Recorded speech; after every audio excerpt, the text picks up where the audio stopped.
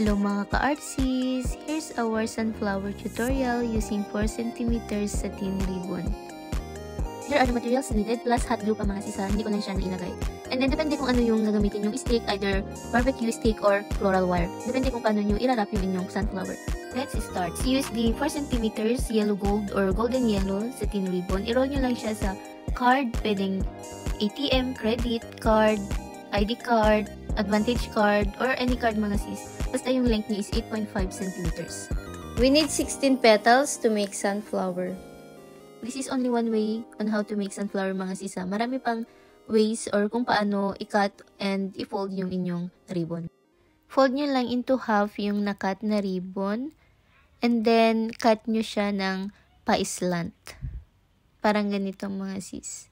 After that, gumamit lang kayo ng lighter and then idampi nyo sa apoy yung edges para magkadikit sila or magdikit yung nakat na part. Doon sa tail na part, i-fold nyo lang both sides hanggang sa center mga sis, parang ganito. Then use lighter para pagdikitin yung edge ng na-fold na part. Same process sa other 15 petals. For the center part or magsisilbing seeds ng sunflower, you can use ribbon, felt paper, or Evafoam. Pero this time, gagamit tayo ng 4 cm na chocolate brown satin ribbon. Just fold the ribbon into half. You can use either double-sided tape or hot glue. After that, i-cut nyo lang yung other side, yung walang nilagay na glue. You can use either barbecue stick or floral wire, depende kung paano nyo i-wrap yung sunflower. I-roll nyo lang yung ribbon sa stick or wire na gagamitin nyo. Watch the rest of the video kung paano idikit yung mga petals dito sa magsisilbing seeds or center ng sunflower.